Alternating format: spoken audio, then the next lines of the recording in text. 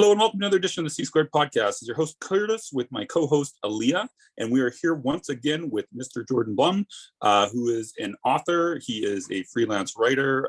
He does a lot of writing for a lot of different places. Actually, he writes for Loudwire. He writes for Metal Injection and like prog, classic rock. I'm gonna forget like a ton of different things, so I'm just gonna name those ones and say thank you, Jordan, for braving us and coming on the podcast. No, thanks for having me back. It was a pleasure last time. I'm sure it will be this time as well. It's going to be amazing is what it is. Very optimistic. We appreciate I benchmark set. We got high benchmark is what we got over here. Aaliyah, do you want to start the procedures, the interrogation? Sure. Well, Jordan, for those who aren't aware, could you give us a brief background, who you are and what you do in the realms of metal beyond what Curtis said? Sure, yeah. So Jordan Blum, I've been writing about music professionally, I would say, for about 15 years. And yeah, I mean, I like all sorts of music, but I do specialize in progressive rock and metal, not even just rock and metal, but progressive and art rock and symphonic and that stuff. And yeah, these days I'm mostly at Loudwire and Metal Injection. I'm an editor at Pop Matters, do some stuff for What Culture too. So just try to kind of put my name in as many places as I can and hopefully, do a good job at it. What's your favorite type of piece to write? Well, it's probably the most difficult, but the most rewarding is like the anniversary piece. Because I love doing these lists, it's so much fun, but they're not super challenging, whereas writing like an anniversary piece for an album, or I've been doing a lot of movies for Consequence lately of like 25th, 30th anniversaries of movies. And those require a lot more research, a lot more annotation and combining sources and thoughts and kind of coming up with my own argument and really fleshing it out. So I think ultimately those are the most difficult to do, but once I'm done and I sit back and I see it on the website, it's definitely the one that gives me the most pride. So just to clarify on something, just one thing that popped in my head last time we talked about last time we talked to you, rather, maybe I asked this and I totally forgot. Basically you get paid for your hobby, right? Basically you're getting paid for a hobby that you do. So like you're gonna be watching movies anyways, and you're gonna be listening to music anyways. Yeah, that's true. So there's a point to this though. So how often do you get to pick the movies, for example, that you write about versus it being assigned? I would say like 90% of the time, like every so often somebody, might email me and say, this is coming up, would you want to write about it? It's never like an obligation. It's just always that I usually take it because I like you get the chance to write about it. I like the chance to kind of get my name in the place again. But usually what I do is, especially for the anniversaries, is like around like the 10th to the 15th of every month, I'll kind of go on Wikipedia and see what album anniversaries are coming up, what movie anniversaries. I'll cross-check that with other sources to make sure that I'm right about it. Because I do that for Pop Matters anyway, because I have to get all the writers a list of things for them to write about every month for that. So then I'll just say, all right, of all the ones I came up with, which ones do I think I know the most about or have the most passion for? Which one do I think will appeal most to publications and appeal most to readers? Because as you do this more, you realize that a big part of it is what can we get clicks for and what kind of will get us the attention, whether or not this is worth the attention and worth writing about. And maybe it's a great movie that deserves attention, but it's kind of a niche thing. So I kind of say, all right, here's the ones that I think are worth writing about that you would want me to write about, and of those, what appeals to you? And then usually they'll say, all right, of these three, send us like a more in-depth pitch. So that'll take me an hour for one album or one movie pitch to really make sure I'm nailing what I want to say about it. Yeah. But it's always something that I want to write about. So what would be an example of like a movie that you wanted to write about, but just couldn't get the clicks as far as you were concerned? It's a good question. Well, even just for this month, I really wanted to, I don't know what the exact reason was, but I really wanted to write about the Grindhouse, was it the 15th anniversary of Grindhouse? And kind of go into a whole bunch about that and how it was made and the retro aspect of it and how it kind of led to a lot of I think, similar movies. They kind of spearheaded that strange, like modernization of like trauma movies for movies like Fried Berry or Psycho Gourmand or any of those kinds of movies. But I didn't get approved for it. So it's kind of like I wanted to write about it. I didn't get to, but that's okay. What did you have to write about instead, out of curiosity? So I'm actually writing about Hot Fuzz, which I have to start next week.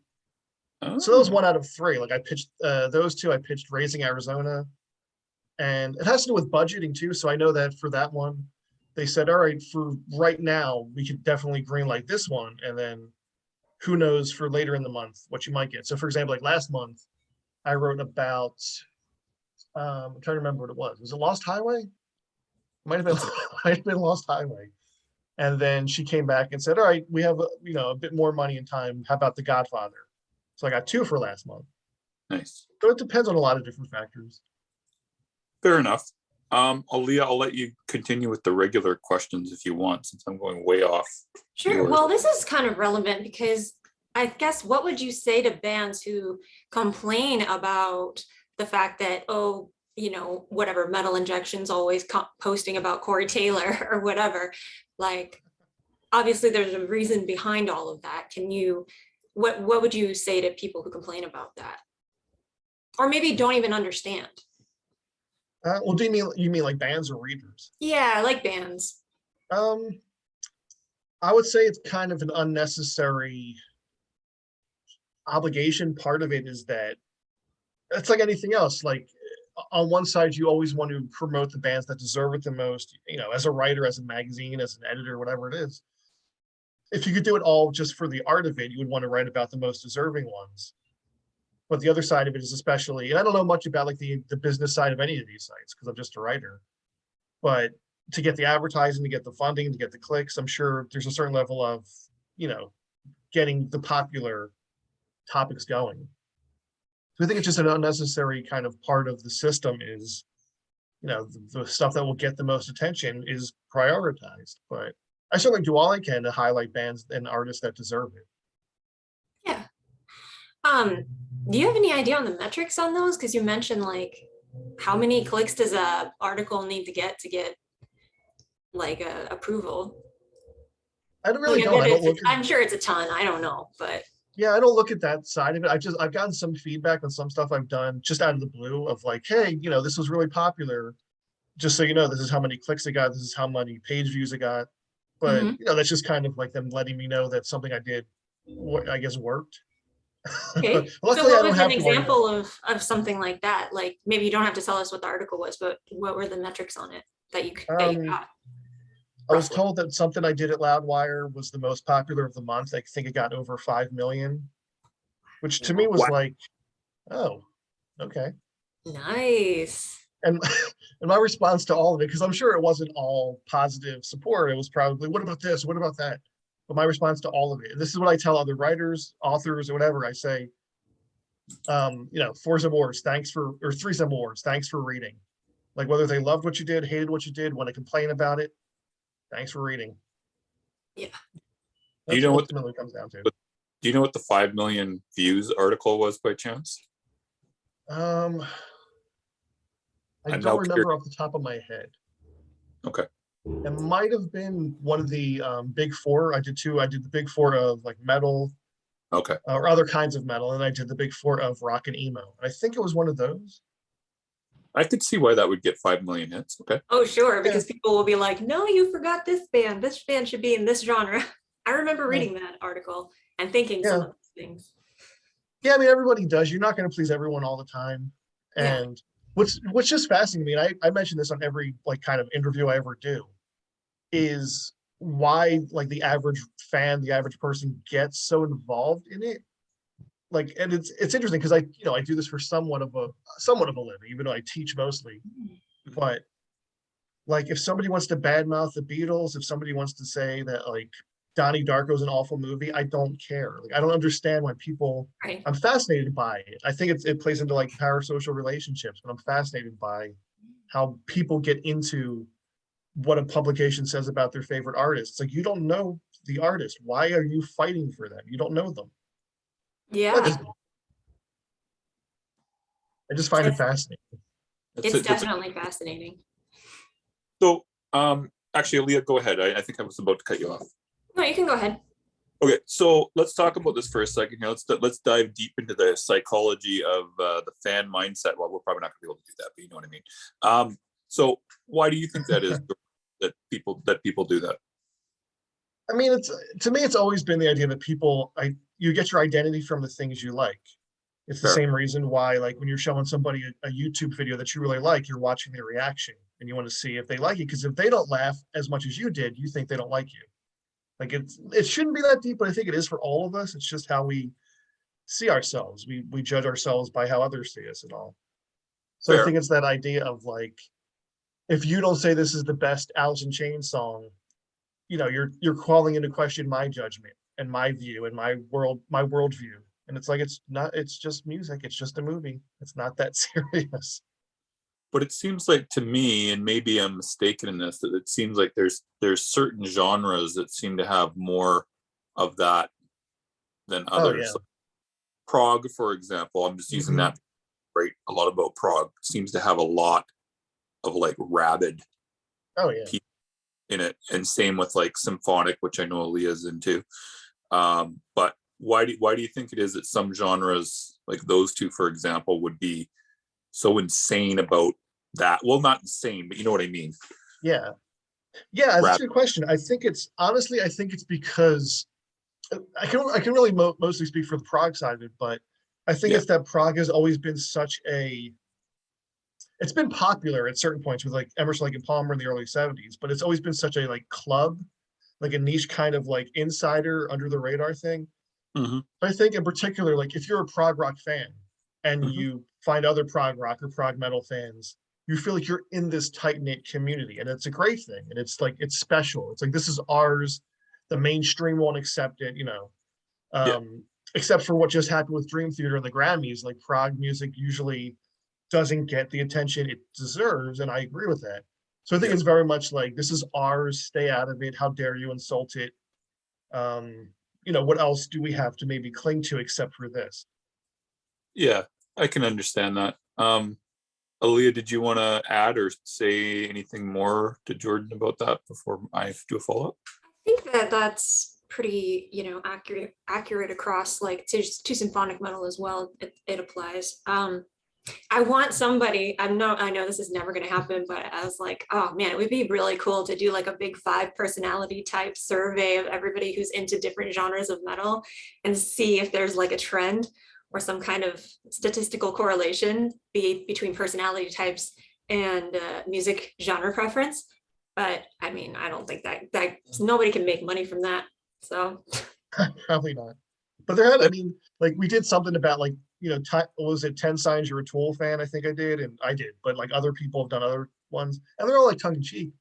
But there certainly are like specific attributes to certain fans. Yeah, for sure. You did 10 Signs You're a Tool fan? That just sounds like the most hilarious thing ever.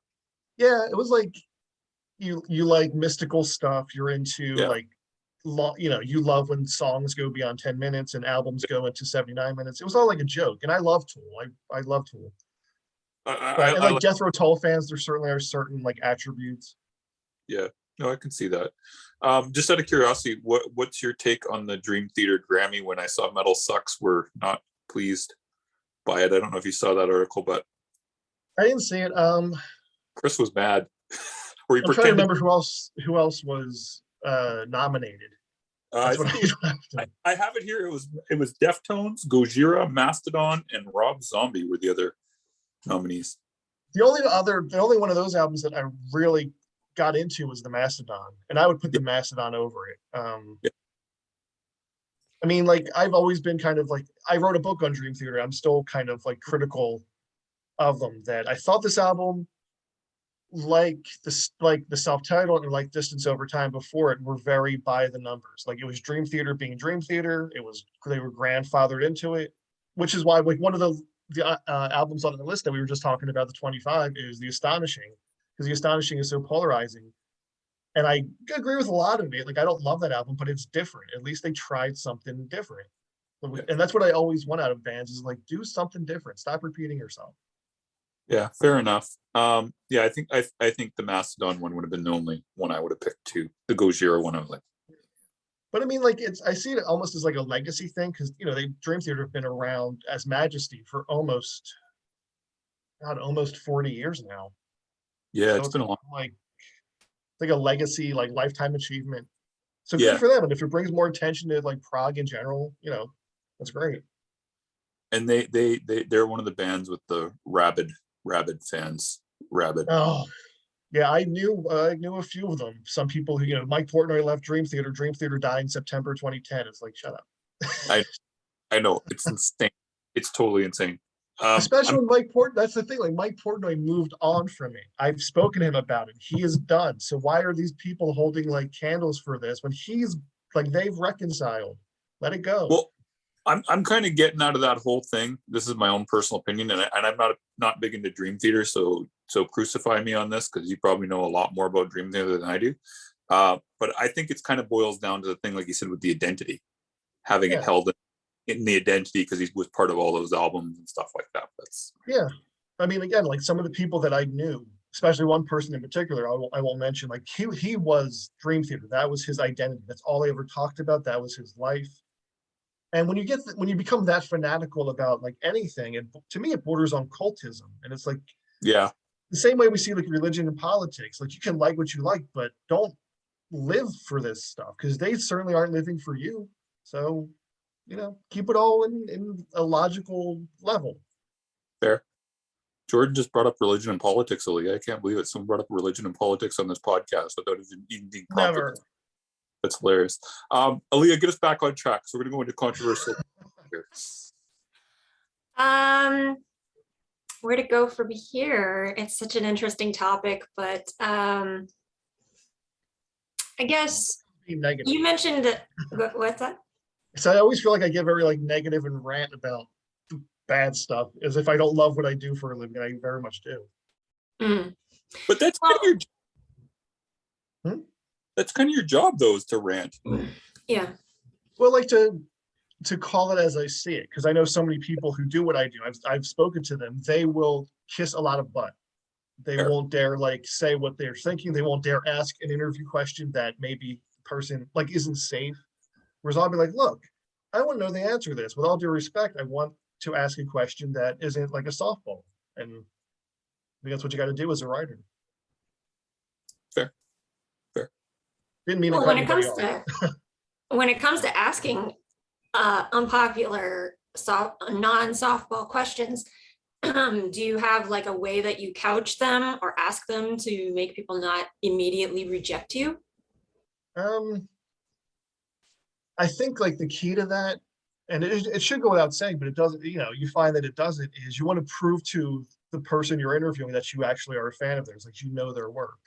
Because so many times I've had like a lot of people tell me that they're like, they can tell that I'm asking questions as somebody who knows their work, because otherwise you run into like a Larry King situation, not to speak ill of the dead, but of like, you're on my show, but I clearly don't know anything about you. So I think, especially with a few examples like I can think of, it's like, I'm clearly a fan of yours. That's why I care so much. That's why I want to know and kind of ask you these deep things, because I have been following you. I do know your work. So I think that's important to keep them, to keep the person feeling like they're welcomed in that sense, that they are talking to somebody who is a fan. And that's why they're daring to ask this question, I guess. So, Aaliyah, am I allowed? Okay, just making sure.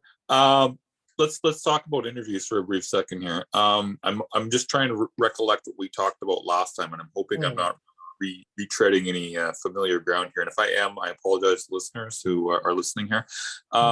What's the Jordan Blum 101 on how to get a good interview done? Try to look at all facets of what they're promoting, and definitely like, I mean, the best thing I think like a promoter could do or publicist is kind of give like talking points. That's always helpful. But you like because I've heard people say they don't. So, but anyways, I cut you off. Go ahead. No, I mean, because especially if there's like certain angles, because you always want to like have a different angle to it, because there's certain things that like everybody's asking the same questions, and to a certain extent you need to. It's like yeah, again, going back to the clicks, like there are certain questions you're going to get asked. And, even being on the other side of that, promoting these books, there's certain questions I've been asked in every interview, but that's fine. I'm happy to talk about it. So I would say have a good balance of that, but also have a good balance of like your own unique questions that other people won't be able to find elsewhere, that the interviewee, they may perk up because they're like, oh, nobody's asked me that. I didn't think anybody would want to kind of go into that territory, especially when you bring in other weird interests. Like you start talking about like pop culture, you start talking about teaching, Yep. and you realize like they open up more because they feel like their guards down because they're not like representing the label as much. They're like, oh, you're just talking to me as if I'm another person. This is a change of pace for me. Yep. I think that's really the key to it. So let me ask you this then, Jordan. So like we're helping you a little bit with the campaign for your book. Yeah, which is so awesome. But so here's the question I have. So has being the interviewee, do you think that's kind of made you kind of think more about how to ask interview questions, or does it really not affect you with your writing, if that makes sense? I think it has, because again, I've realized the necessity of asking certain questions. Yeah. And how that will come up. Like, and I always try to think of like a different way to put it, but it's always basically kind of the same answers.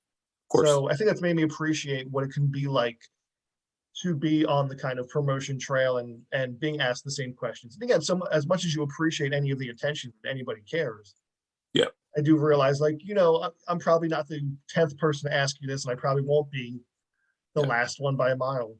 Yeah. So it definitely helps me kind of feel like I should mix and match a bit more than maybe I used to. Fair. I got one more before I shoot it back over to Aaliyah here, but so you had mentioned going into like personal things, like for example with your teaching and stuff. Would you do you think like let's say, so like with you promoting your book, how personal should the interviewer get with you then if you're promoting your book, do you think? Or like if you're talking to a musician, for example, how personal, like how much interest do you think the journalist should take with the interviewee personally versus artistically, if that makes sense? Yeah, it does. I think as personal as you can get while being respectful and relevant. Like dig deeper, again, especially if you have that personal connection, if you judge the vibe too, like read the room. Yeah. Makes me think, I don't know why, it makes me think of that interview Robert Downey Jr. did where the guy was asking about his drug addiction, and he's like, I'm here to promote a movie. And it's like, you don't need that far with it. Yeah. But certainly if it's relevant and if you feel like the person's comfortable enough being asked, dig deeper, bring up things that maybe they don't expect, that you didn't even expect to ask, that your reader or your listener didn't expect, to keep it unique and interesting. As long as it's all kind of on point, as long as it's never clearly turning into like a negative vibe or what would they call it, like a smear piece or something. Yeah. But other than that, get commercial, get personal. Yeah, no, I understand. I'm just trying to think of some examples for it, but I'll let Aaliyah do the next question because I've been talking for the last 5 minutes. Oh, good. It's all good and all great information. I mean, I know we have a lot of people of different disciplines listening to our podcast, so hopefully this will help them write better interviews. And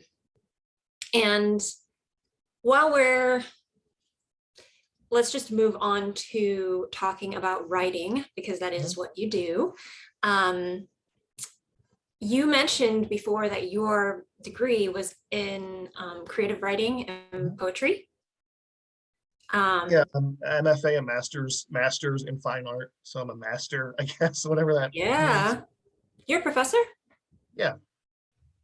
What, do you teach the same thing, creative writing? I try to work that in there. I'm an adjunct, so I usually just take like the entry level foundational 101, 102 classes, which I love doing. And at a few schools, a few classes, I am able to bring in more of the creative writing. So for example, like one of the schools in particular, I always start the semester the first month. We talk about music, but we also talk about fiction and poetry, and kind of the idea that beneath the surface, there's always an argument being made.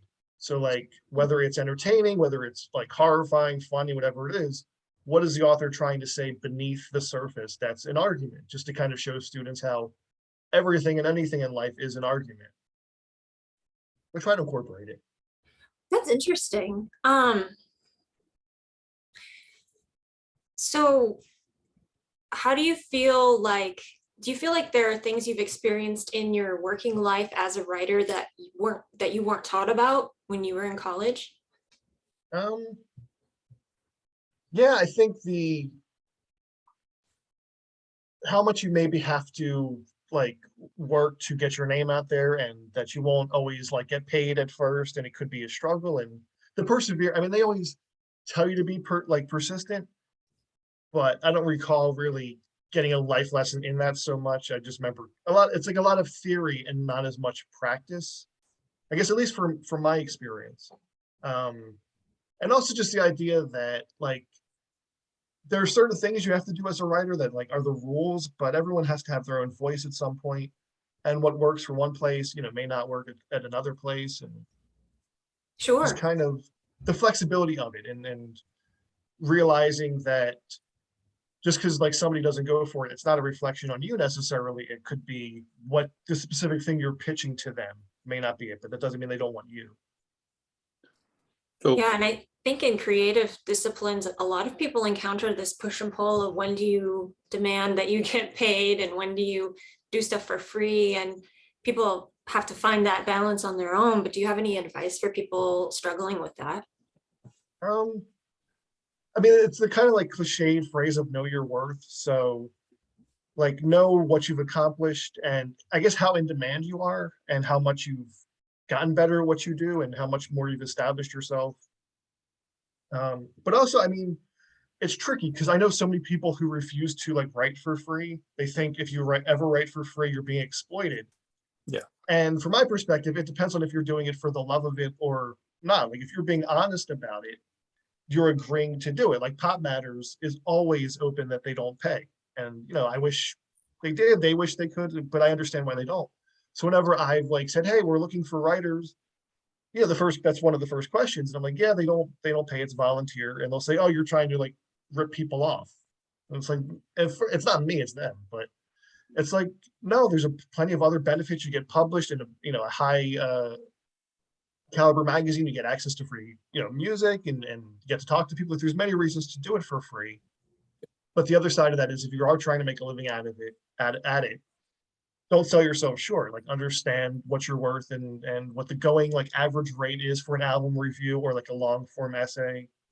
And don't be afraid to ask for it. Don't be afraid to ask for I don't know what the technical term would be, but like if there's a quick deadline, you may be able to get like a slight bonus for a quick turnaround. What they call like a kill fee. If something gets like cut, they'll give you a certain percentage of the rate because they can't do it. So kind of like know your rights, but also don't feel bad if you are doing it just because you love doing it. Like just because you don't get paid for it doesn't mean you're not a real writer or that you're less than. It's all about your craftsmanship. yeah, it's about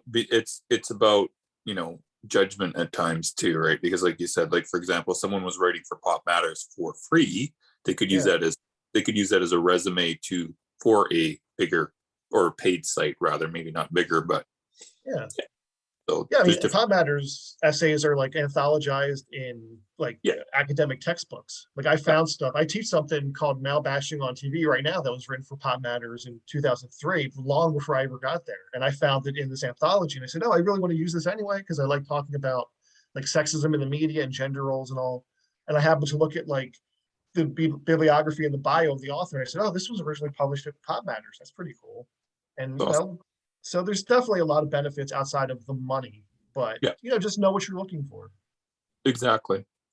So I had a kind of a follow-up question on the writing aspect of things. So you obviously went to school for writing and stuff like that.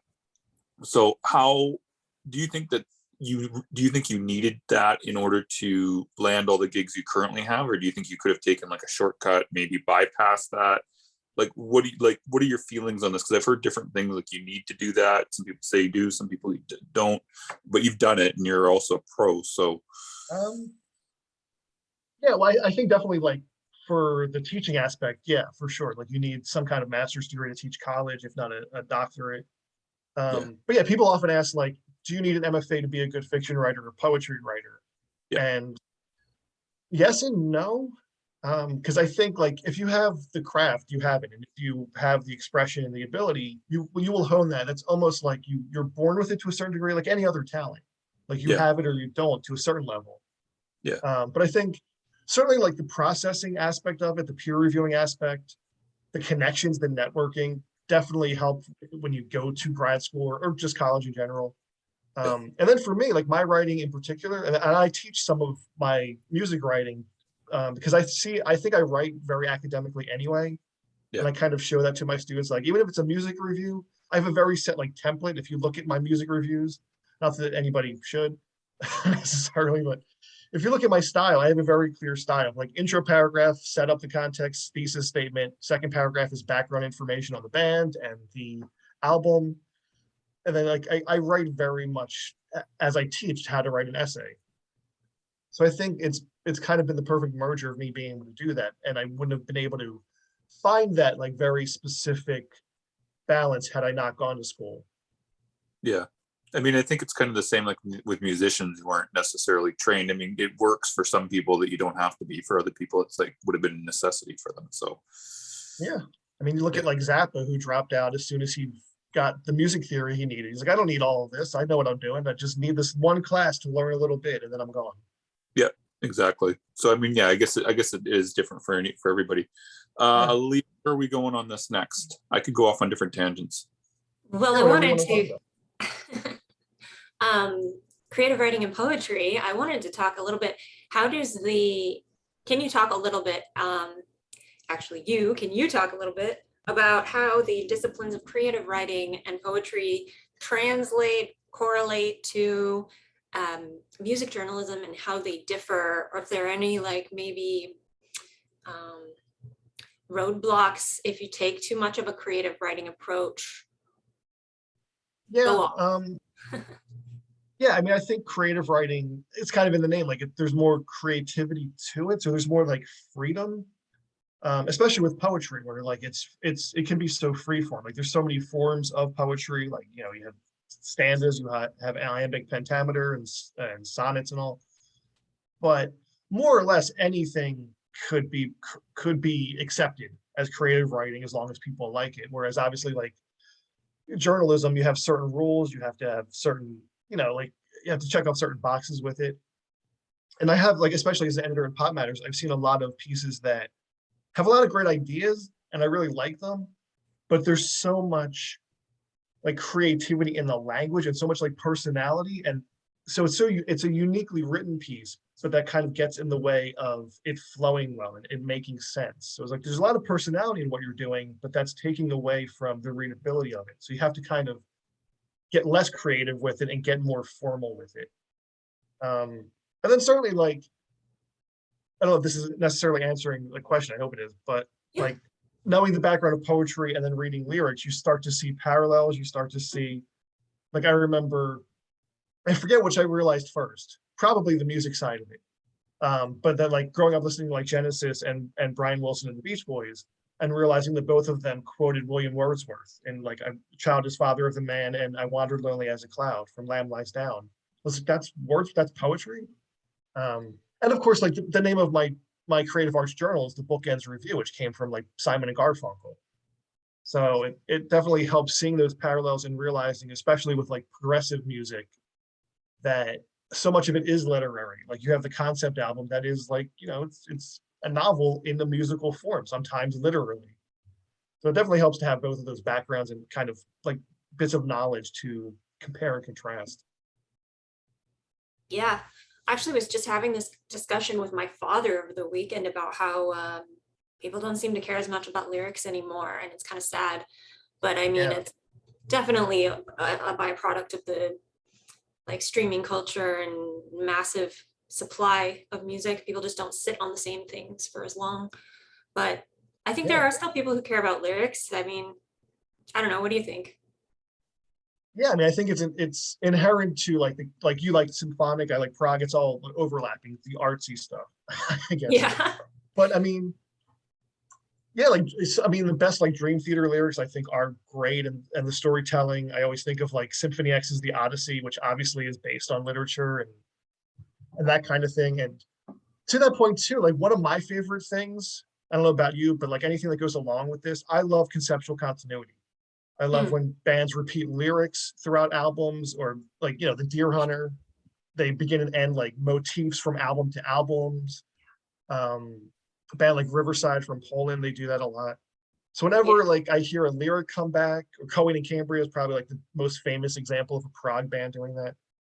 So I lament that too. I wish people appreciated like the album as a sequence more, appreciated the storytelling, appreciated like how much thought goes into keeping the references and keeping this continuity between all this stuff. Or even just separately, like just analyzing how beautiful some of the lyricism can be. It's not just about like the music and the vocals. Yeah. Curtis, you have a follow-up to that? I do and I don't. I was going to make a brief comment myself here. Do you really feel like, Jordan, though, that a lot of the times, like a lot of lyrics are even necessary? Because I mean, here's my problem. I have a bit of a disagreement with you, Jim. I'm just going to say it. So I think lyrics, when done well, I agree with you guys. But I mean, a lot of times, like just horrible. Oh yeah. What are your maybe I'm mental in thinking this, but I just go like half the stuff I've listened to, it's been like, fuck, the lyrics are just like an afterthought. Maybe that's the problem.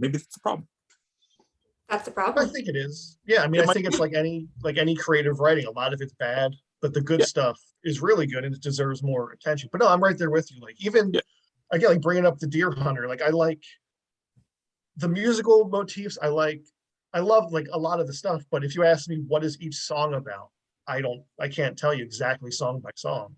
And then you get some songs that have really terrible lyrics, but that's part of like the fun too. Yeah. So I agree. I mean, I don't think they're always necessary, but I think if there are good, they should get more appreciation than they do sometimes. I agree. Like, I mean, like there's some band like Blue Oyster Cult were actually pretty good lyrically. I mean, didn't they have like a pro writer write for them, or am I thinking of someone else? Might have been Blue Oyster Cult. I can't remember, but sure. I mean, you mentioned like we go back to like Brian Wilson and like Van Dyke Parks for Smile. Yeah. He was just the lyricist, and that got Mike Love really mad because you're singing about like all this abstract imagery and not girls and surfing and stuff. And I think in that case, it's like, no, this is operating at a different level. And if you can't like keep up with it. Yeah. At the same time, though, I think there is also a place for the silly, simple lyrics too. At the same time, so I mean, it depends. At the same time. Yeah, I mean, like, Ali, I don't want to cut you off, but like my favorite example of all of this, and somebody I will always, and I'm not the only one, but like Devin Townsend, as I've said, anytime I can, is a genius. And he has he's fascinating because he has such like philosophical, in-depth, spiritual, like mind-blowing stuff that like can reshape your opinion on life. Or he can sing about the goofiest, like, going to hell to get a cheeseburger. Yep. For deconstruction. But even his like goofiest stuff, there's like metaphysical stuff behind it. But sometimes you just want some really goofy shit to make you laugh, and that's fine. Well, and that's kind of what I wanted to comment on. It's like even goofy stuff can be written well, you know, and written poorly. Like I was just listening to a new song. I won't say what it is, but I was listening to a new band, new song, and I'm like, this is kind of annoying because it's just silly for the sake of being silly, and there's no artistry to the lyrics. I mean, it depends on the fan.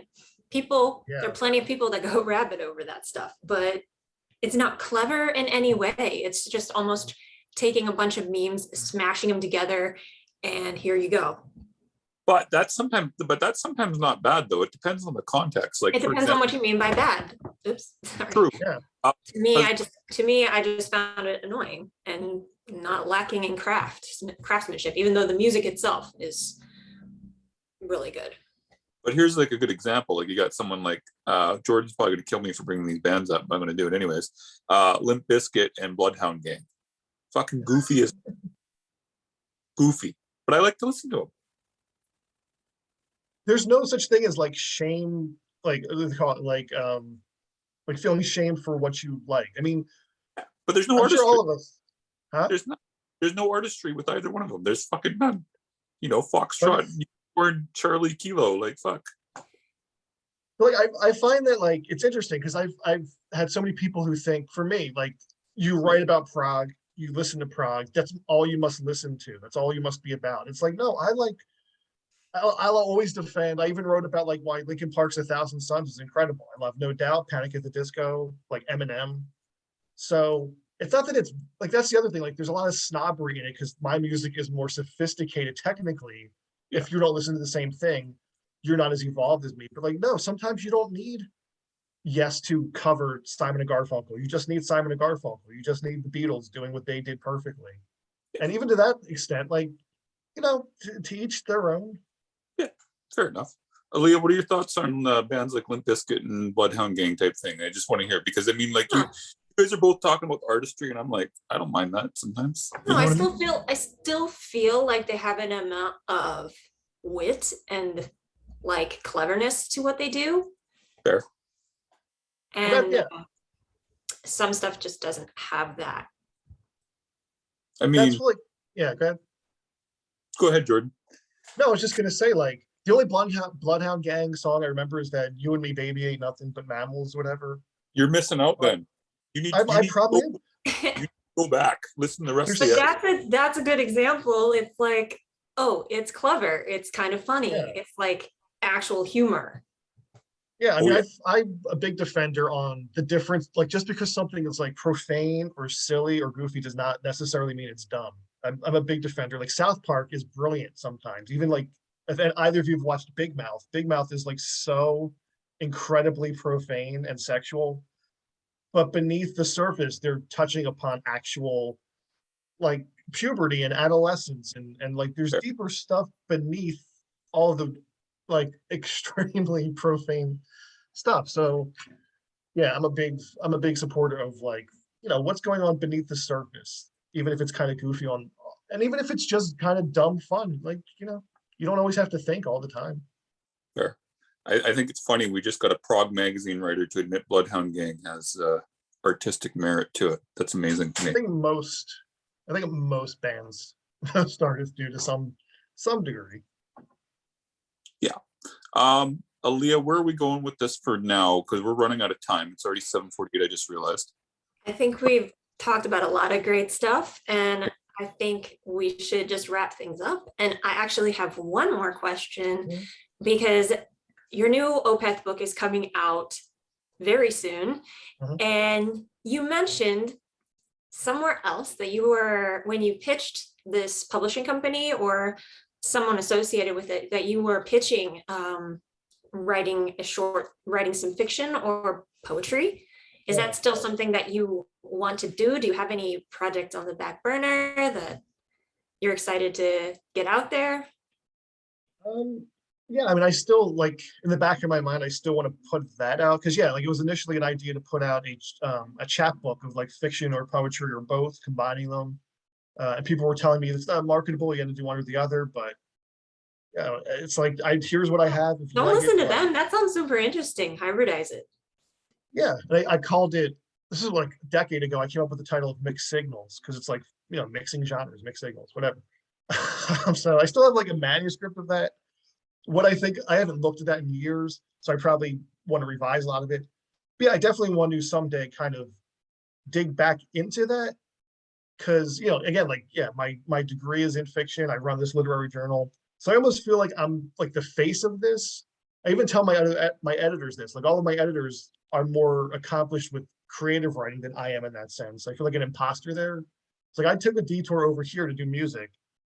So I do at some point want to come back and say, all right, now I'm going to really write more creative stuff, put this together, and have this side of my writing and I guess identity more like substantiated in an official like book. That's definitely something I want to do. That sounds really cool. I mean, look at Shakespeare plays. The nobility spoke in poetry and the non-nobility spoke in not poetry. So why not make a book like that? Yeah, I mean, that's what I'm always about is just like stop limiting yourself to like expectations necessarily. Like, and again, like the most interesting stuff to me is the stuff that goes outside the box and like doesn't play by the rules. So even if there's no turn for this, if it's never really been seen if it's not marketable, as long as it's artistically fulfilling and it's interesting to some audience, it's worth doing. Yeah. Awesome. 100%. Um, is that all you wanted to say, Jordan, or is there any final words before we wrap up?